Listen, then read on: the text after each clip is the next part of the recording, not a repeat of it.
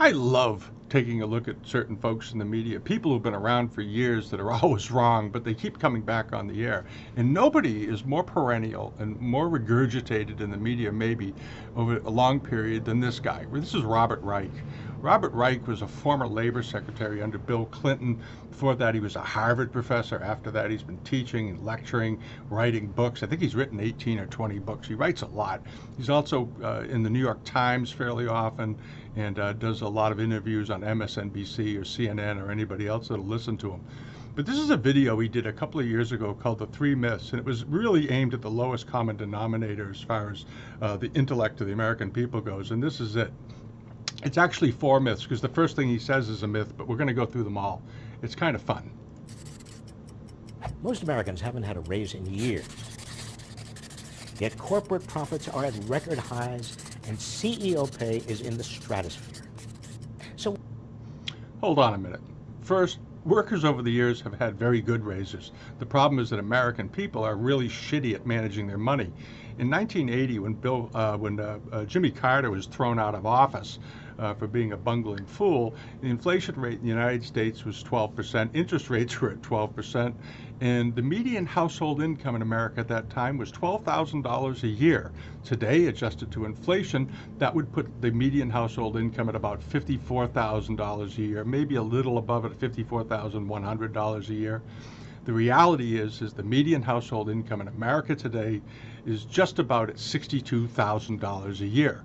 Yes, corporations are doing very, very well.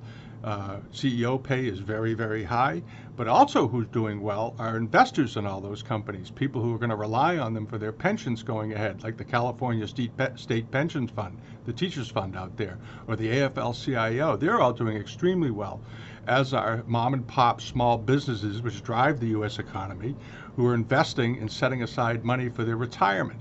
You can't have a nice retirement through investment if you're not getting good returns, Robert. But let's continue. why don't we do something about it?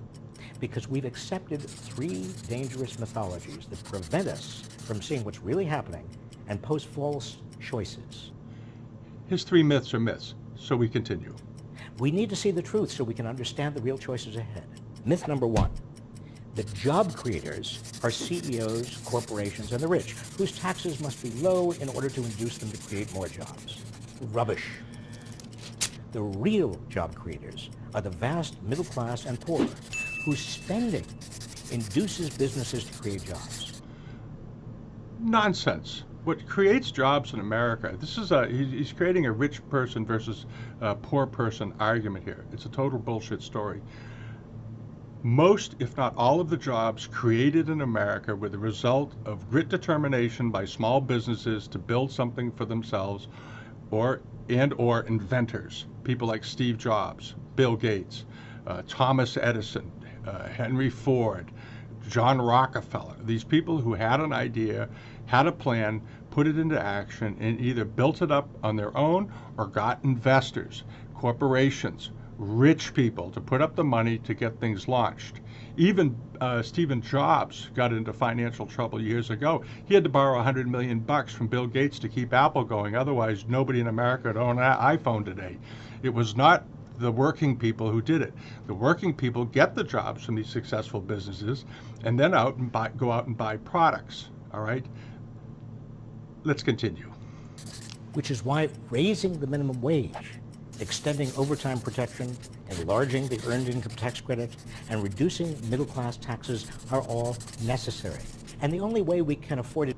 Oh! Okay. 1, they have lowered the tax rates on the average worker in America today. Donald Trump just did it. And you complained about it on national TV because they also gave lowered tax rates to the rich and to corporations. The lowering of tax rates on corporations also lowered the cost of products, which made them better buys for the American consumer and more competitive in the world market. All the workers also got expansion of earned income tax credits, a significant one.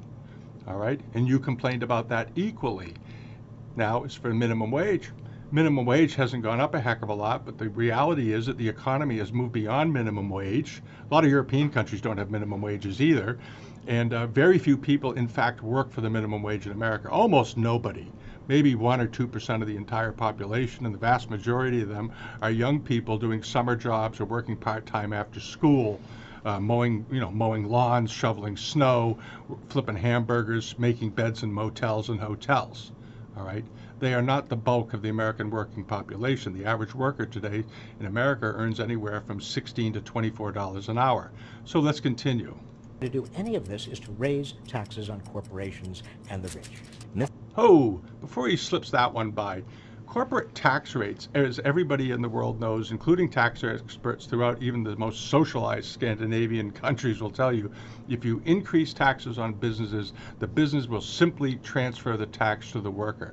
It's the largest and sneakiest way you can hide a tax increase on people because they will cheer you on. We're going to raise taxes on corporations, and everybody applauds. And what they don't realize is that the higher increase of the higher taxes on that product, whatever it is going to simply be getting passed on to you right away, immediately. This is why everybody's screaming about the tariff argument that Donald Trump is in. They're fearful that those increased taxes are going to increase prices to consumers. But here you have Robert Reich talking out of the other side of his mouth, saying, oh no, we should raise taxes because that's the fairest thing to do. No, it's not. It's a bullshit thing to do. Myth number 2. The critical choice is between the free market or government. Nobody says the critical choice is between free market and government. No companies are saying we don't want any government. They don't want to have government that hurts them, but no corporation in America is arguing for the elimination of regulations because regulations, to a certain degree, create stability in the market. Now he's going to go through all the things that actually are in place that have been requested by businesses and demanded by businesses for very sensible reasons. Baloney. The free market doesn't exist in nature. It's created by government, by legislators, administrative agencies, and courts. And it's No, free market was not created by government. Free market is enables small businesses by protecting them. Okay, this is something that's requested of the government, not something that the government decided it would do unilaterally. Okay, enforced by government. All the ongoing decisions about how the market is organized, what gets patented and patent protection for how long, the human genome, who can declare bankruptcy, corporations, homeowners, student debtors, what contracts are fraudulent, insider trading, or coercive, predatory loans, mandatory arbitration, and how much market power is excessive. Hold on a second. All of the stuff that he just mentioned are things that were asked by businesses, by consumers to put in place for stability of market.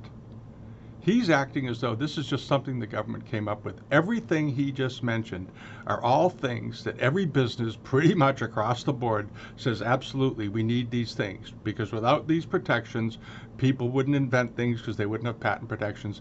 You couldn't have credit cards. You couldn't borrow money from a bank to buy a house because the bank isn't going to loan you money without a contract. They're not going to just hand you a check. All right. This is how the economy works. And he's acting as though this is all just sheer genius by the government. No, it's sheer genius by the people who have agreed on it.